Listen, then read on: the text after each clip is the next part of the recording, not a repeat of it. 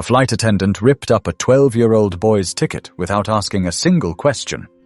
What she didn't realize was, his father owned the entire airline. Tariq Delancey had never been on a plane by himself before. At 12, he was old enough to handle it, at least according to the airline's policy, and his dad's confidence. But that didn't stop his palms from getting a little sweaty as he clutched his boarding pass. His backpack straps were digging into his shoulders, but he didn't care. Inside was everything he needed: snacks, a sketch pad, headphones, and a folded letter from his mom. "Sit by the window and look at the mountains," she'd written. "You'll feel like you're flying over a painting." He kept reading that line. Again and again. Seattle wasn't home, but it was where he was headed for a 2-week robotics camp his dad had helped sponsor. He was the only kid from his middle school going, and the pride on his mom's face when they dropped him off that morning was still fresh in his mind. Tariq had followed every rule, checked in early, got his gate info, waited in line like everyone else. The gate agent scanned the other passengers through one by one, but when it was his turn, something shifted. She was standing there in a navy blazer, red lipstick that didn't quite match her tone, and that air some people wear when they've decided they're too important to answer basic questions. Her name tag read Colleen Dresner. She glanced at him, but not at his pass. "Are you lost?" "No," Tariq said, voice steady. "I'm boarding for flight 262 to Seattle."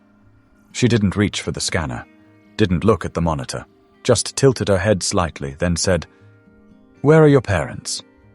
"I'm flying alone," he replied, pulling out the printed confirmation. "My dad already boarded earlier." That's when she sighed, one of those long, slow sighs that says more than words. "We don't just let kids wander up here on their own," she said, folding her arms. "I'm not wandering," Tariq said, holding the ticket out again. "It's right here." But instead of taking it, she reached for the paper with 2 fingers, scanned it for all of 3 seconds and, without warning, ripped it clean down the middle. His mouth opened. Nothing came out. All he could do was stare at the 2 halves in her hand. "There," she said flatly. "Now you'll wait here until we figure out who you really are. I've seen enough fake passes in my career to know when something doesn't look right." The room seemed to tilt for a second. People in line behind him looked confused. A couple exchanged glances. But no one said anything. Not a word. "I didn't do anything," Tariq muttered, his voice starting to shake. "You're being disruptive now," Colleen snapped. "Don't make this harder on yourself." Disruptive. That word echoed louder than her voice. He looked around, waiting for someone to step in. The gate, the passengers, the other staff, even the security officer leaning by the wall. But it was like he'd vanished, like his presence was a problem no one wanted to be responsible for. Colleen waved at a second attendant, a younger guy with a headset. "Can you call someone from TSA? We might have a situation." That's when the fear started to crawl in. He wasn't scared of flying. He was scared of this. Being stuck in public, singled out, made small in front of strangers without doing anything wrong. This wasn't a misunderstanding. It was a dismissal. His fingers closed around the letter from his mom in his jacket pocket. He didn't pull it out. He just held it like a secret. And still, no one moved. But just when it felt like everything around him had decided to ignore what was happening, someone was watching. The terminal wasn't loud, but it wasn't quiet either. Wheelie bags rolled past. A baby was crying somewhere near the charging station. A businessman tapped at his laptop 2 rows away. All these things kept happening like nothing was wrong. Tariq stood there, still holding the torn edges of his ticket, not sure whether to sit down or stay standing. He hadn't cried. Not yet, but his eyes were starting to sting. The younger flight attendant, the one with the headset, looked uncomfortable. His name tag said Ryan, and he kept shifting his weight from one foot to the other like he wanted to say something, but didn't. Meanwhile, Colleen stood with her arms crossed, acting like she'd just prevented a major security breach, instead of humiliating a 12-year-old in front of strangers. Tariq tried again. "Ma'am, if you just scan my name, my dad's already on the plane. His name is Benson Delancey." That made her pause for a second.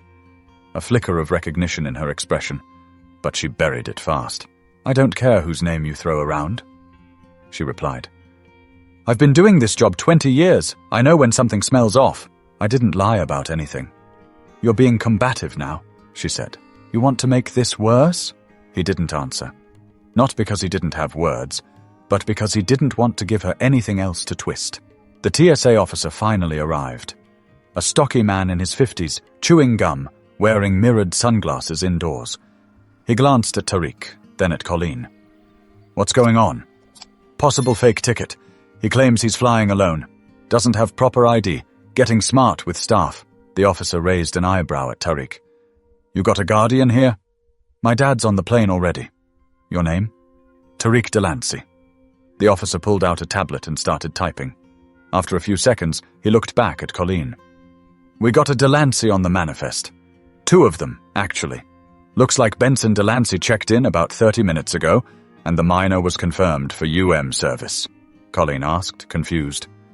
"Unaccompanied minor," he said bluntly. "The system's clean. He's legit." Colleen's jaw tightened, but she didn't say much. Just stood there, arms still crossed, like the facts were somehow disrespecting her opinion. The TSA officer turned to Tariq. "You all right, kid?" Tariq nodded. He wasn't, really, but he wasn't about to say that to this guy. "All good here," the officer muttered, stepping back. "Looks like someone jumped the gun." But Colleen wasn't letting go that easily. Well, he still shouldn't have approached the gate alone. There are procedures. "No," Ryan finally spoke. His voice was low, but clear. "He followed the rules. He even checked in with me at the front desk an hour ago. I verified his ID and everything." Colleen shot him a look that could cut drywall, but Ryan didn't back down. That's when something shifted. Not in the air, but in the way people were watching. A woman sitting nearby, probably in her late 30s, spoke up. "I saw him standing there with his ticket. He didn't do anything wrong." Someone else murmured, "Yeah, this doesn't feel right." The spell was cracking. Slowly. Tariq glanced around, still gripping the remains of his boarding pass. He didn't want revenge. He didn't want a scene. He just wanted someone to look at him and say, "I see what happened, and it wasn't okay." Ryan tapped his earpiece. "We need a supervisor at gate C12. Now!" Colleen didn't say anything. She just stood stiff, lips pursed, still holding on to whatever pride she had wrapped around her authority. Tariq stepped back, still silent. He was too tired to argue, too shaken to speak. But the silence wasn't crushing anymore. It had turned into something else. An opening. But before anyone could say more or fix what had already been broken, a voice called out from behind the security barrier. Calm, direct, and unmistakably in control. The voice cut through the tension without raising its volume. "Is there a reason my son isn't on that plane?" Every head at the gate turned. He wasn't tall in the way people expect power to be. No broad shoulders or booming voice. But Benson Delancey didn't need that. He walked with purpose, shoulders relaxed, chin steady, eyes that didn't dart or flinch. He wore a plain slate-grey jacket, open over a white button-down, and no one would have guessed what he was worth by looking at him. Except Ryan. His eyes widened instantly. "Mr. Delancey, sir, I thought you'd already boarded." "I stayed behind to observe," Benson said. "We've had staffing complaints on this route. I wanted to see it for myself." He looked over at Tariq, still clutching the torn ticket. "And it looks like I saw more than I expected." Colleen shifted on her heels. "I wasn't aware you were—" "You weren't supposed to be," he interrupted politely. Not angrily, just enough to let her know he was running the conversation now. Tariq stepped toward him, finally releasing the breath he'd been holding since the moment his pass was torn. "Dad, you all right?" Benson asked. Tariq nodded faintly, voice dry. "She said I had a fake ticket. Tore it up." Benson didn't flinch. He turned to Colleen. "Did you scan his name?" Well, no, I didn't get that far. "Did you check the UM list? The tag on his backpack has a barcode that links to his manifest." "I didn't think I needed to." "You didn't think," Benson said, his voice still calm. "You assumed." Colleen's cheeks flushed, but she didn't move. Ryan stepped in again, voice a little firmer this time. He was checked in properly. I verified the status myself. The system flagged no issues. Benson nodded once. Then why was his ticket destroyed? Colleen's mouth opened, then closed.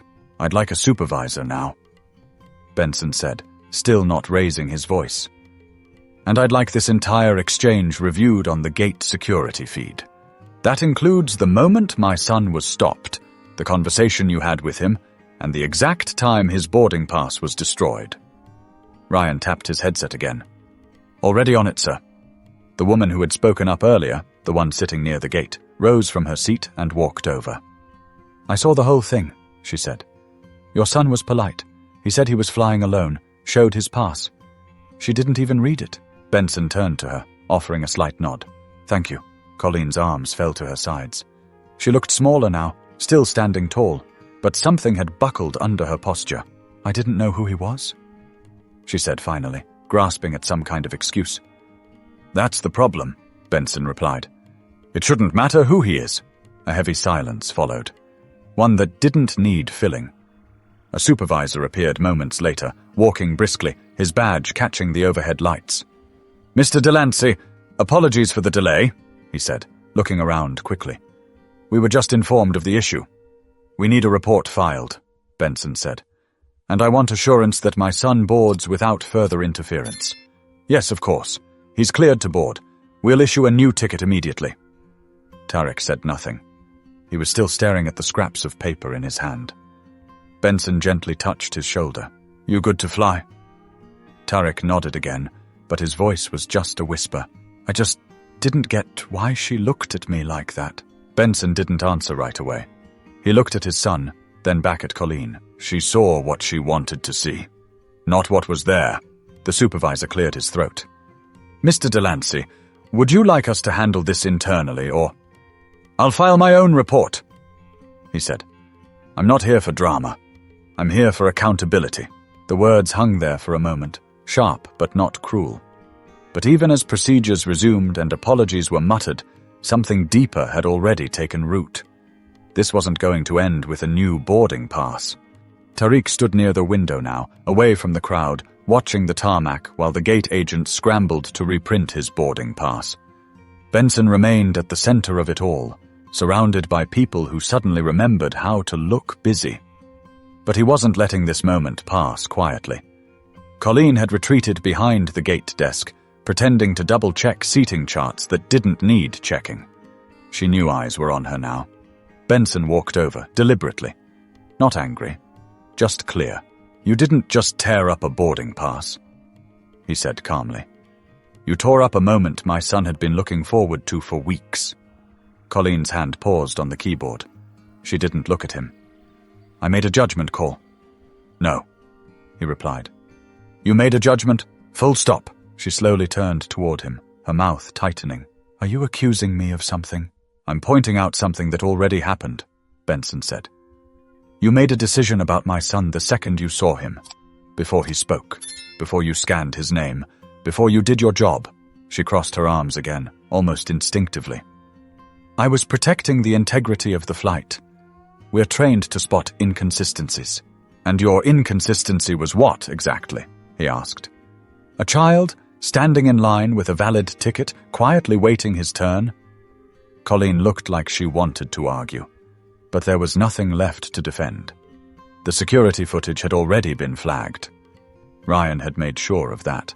The supervisor stood just a few feet away, listening, not interrupting. You know what the worst part is? Benson continued. You didn't think twice about it, not until you realized who I was. And even then, you weren't sorry. You were scrambling. Her face flushed again. She glanced at the supervisor, maybe hoping for backup. But he stayed silent. I've spent years building this airline, Benson said, his voice low. Not because I needed to, but because I believed travel could feel fair, inclusive, like you belonged in the sky no matter what your name was. And today you reminded me just how much further we have to go. Colleen stared at the floor. Benson wasn't done. You thought no one would notice, that no one would care enough to speak up. And most days, you're probably right. He gestured to the crowd around them. many of whom had resumed their travel routines. Some were still watching. Others had gone back to their phones and laptops like nothing had happened. That's the danger, Colleen. Silence. Not just from you, but from everyone who sees something and chooses to pretend it didn't happen. Her voice cracked just slightly. I didn't mean to, but you did, he said. You made my son feel like a threat, a problem to be handled, and no amount of customer service training can undo that. For a second, Colleen looked like she might speak again, but then she stopped, and maybe that was better. Sometimes silence is the only honest thing left. Benson stepped back, giving her space, not to save face, but to sit with what she'd done. Ryan walked up beside him. Mr. Delancey, he said quietly. Your son's new pass is ready. First-class upgrade, no charge. Thank you, Benson said. Not for the upgrade, for speaking up earlier. That took something. Ryan gave a quick nod, then returned to the desk. Tarek rejoined his father, eyes still wide, but steadier now. Do I really have to sit up front? He asked. I kinda like the wing seats better. Benson smiled just a little. We'll trade if you want. The supervisor cleared his throat. Mr. Delancey, I want to personally apologize. This is not what we stand for. I hope not, Benson said. But I'll be watching. The supervisor nodded, eyes serious. We'll handle it from here. But as they began walking toward the jet bridge, what stuck most wasn't what had been said. It was what hadn't been. The silence from those who'd seen and chosen comfort over courage. The jet bridge was narrow, filled with that usual blend of stale air and humming lights. But as Benson and Tarek walked side by side, it felt like stepping into a different kind of pressure, one with consequences waiting on the other end. Inside the plane, the flight crew had already been informed.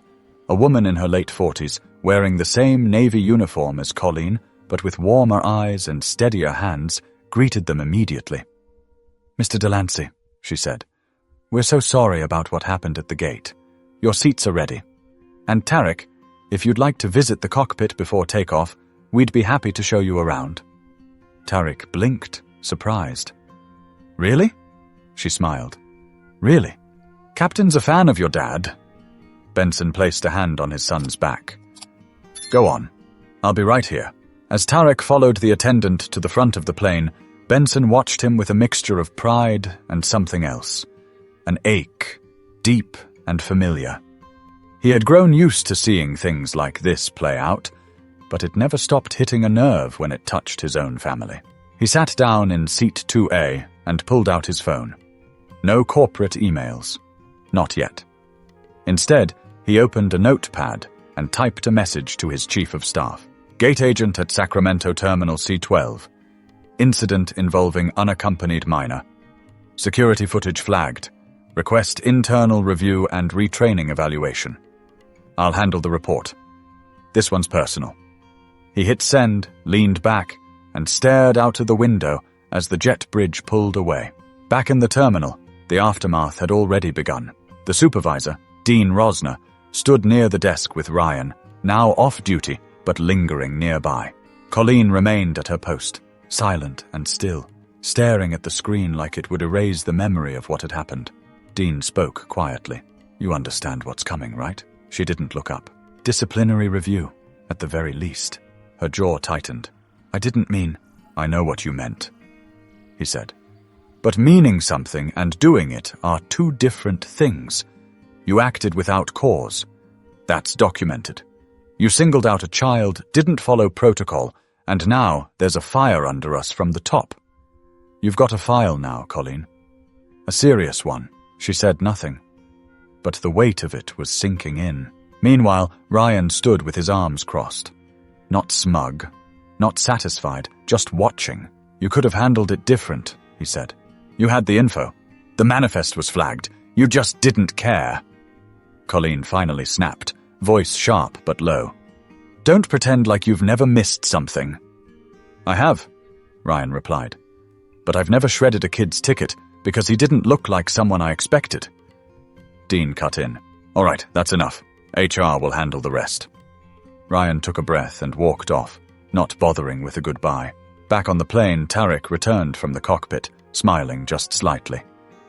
Dad, they said I could press one of the buttons before we take off. Benson raised an eyebrow.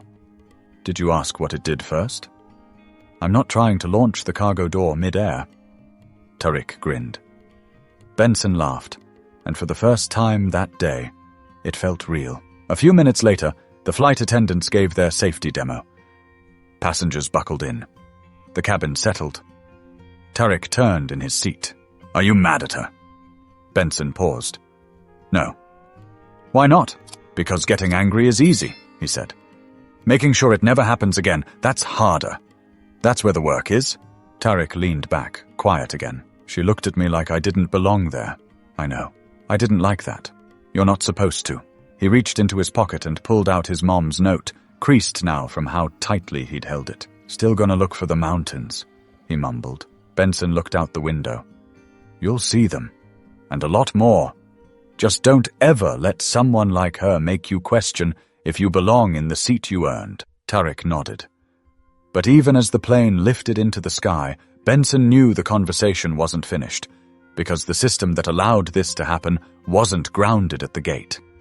It was everywhere, and that was going to take more than one flight to fix. By the time the plane leveled above the clouds, the city behind them looked small, flattened into patches of light and shadow, like the whole world could be zipped into a suitcase and stored in the overhead bin. Tariq leaned toward the window, forehead pressed to the plastic. I think I see snow on the mountains. Benson glanced over. Could be Mount Shasta. Looks like powdered sugar, Tariq said. They both chuckled quietly. The tension from the gate hadn't vanished, but in this altitude, it felt like they could breathe again. The flight was just under 2 hours. Smooth skies, the usual soft rustle of newspapers, headphones clicking on, passengers settling into their mid-air rituals. At one point, a different flight attendant.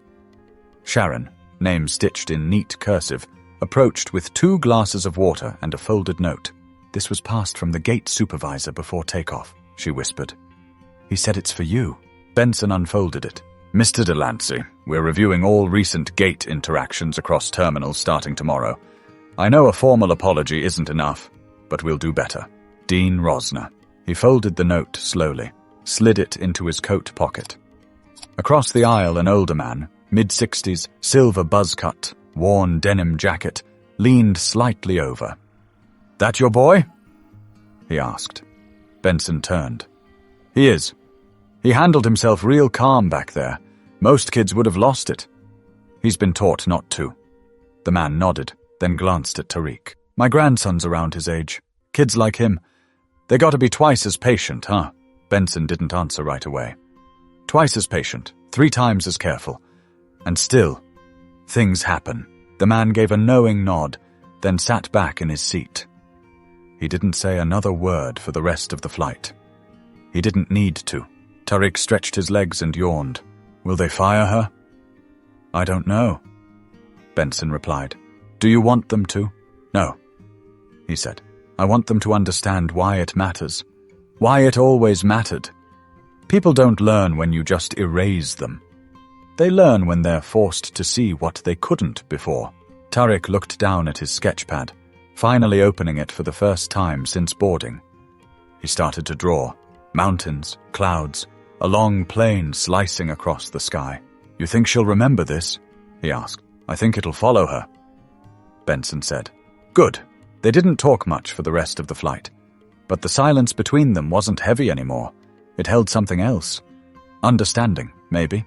Or just the relief of being past the worst part. When they landed in Seattle, the cabin filled with the usual sounds. Seatbelts clicking, overhead bins popping open, voices stretching from hours of stillness. At the front of the plane, a member of airport staff waited with a small sign that read, Unaccompanied minor, Tariq Delancey. Protocol. As they exited, Benson placed a hand on his son's shoulder. I'll see you in 2 weeks. You flying out to pick me up? Wouldn't miss it. Tariq grinned and grabbed his bag. Sharon smiled at both of them. Have a great camp, young man. Thanks, Tariq said, then glanced at Benson. Love you. Love you too. As he watched his son disappear into the terminal with the escort, Benson felt the full weight of the day settle on his chest. Not in a way that crushed him, but in a way that reminded him why he built this airline in the first place. Because flying, for some people, was just transportation. But for others, it was a battlefield. One where being polite didn't always protect you. Where silence let things rot. And where even the skies weren't neutral. But what Benson knew, what he had taught Tariq to believe, was that the right thing doesn't stop being right just because it's inconvenient. 2 days after the flight, Benson sat in his office on the 22nd floor of a high-rise in downtown Oakland. The windows behind him gave a wide view of the bay, the bridge stretching in the distance, fog curling like fingers around the skyline. But Benson wasn't looking outside. He was rereading an email. One from Dean Rosner. Mr. Delancey, Colleen Dresner has been placed on administrative leave pending full review. As per your recommendation, we are launching a system-wide training initiative focused on bias recognition, de-escalation, and youth passenger engagement. I appreciate your restraint and your reminder that accountability is more than punishment. Sincerely, Dean. He closed the message and leaned back in his chair. There wasn't any joy in it, no satisfaction in being right. But there was a quiet steadiness that came from knowing something had shifted. Not everything, but something. His assistant knocked and peeked in. You've got your 2:30 with the legal team, and a voicemail from the Sacramento gate rep. She said a woman stopped by asking for a meeting with you. Name? Colleen Dresner. He sighed. Set it for next week. 10 minutes. No longer. Will do. When she closed the door, Benson reached into his pocket and pulled out Tariq's boarding pass, or what was left of it. He'd kept the torn halves. Not out of spite, but as a reminder. A real one. Paper thin, but heavy with meaning. Later that evening, Tariq called from camp. They let us build drones today, he said. Mine flew straight into a tree. Benson chuckled. At least it took off. Yeah. I'll send you a picture when I get it out of the branches. How's everything else? Tariq paused. Good. But guess what? What? There's this other kid from Texas. He asked me what I want to be when I grow up. I told him I don't know. He said, you look like you're gonna run stuff one day. Benson smiled. He's not wrong. I didn't feel like that at the airport. I know, Benson said softly. But one day, maybe someone will see you, and instead of making assumptions, they'll remember your name. Not because of what I built, because of who you are. Tariq didn't respond right away. I drew her, by the way, he said eventually. Who? The woman from the gate. I drew her face, not mean or anything, just regular. I put her behind a desk and wrote the words, do better, on the glass window. Benson let that land. That's a good drawing. Yeah, I think I'll keep it. They said their goodnights, and the call ended. Benson sat quietly in the dark office for a moment longer. What happened at that gate wasn't rare. That was the part most people didn't understand. It wasn't a shock. It was a pattern. But patterns can be broken. Not with noise. With action. With naming things when it's easier to let them slide.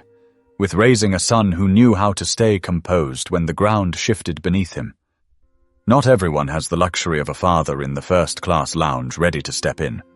And that's why silence can't be an option. Not at airports.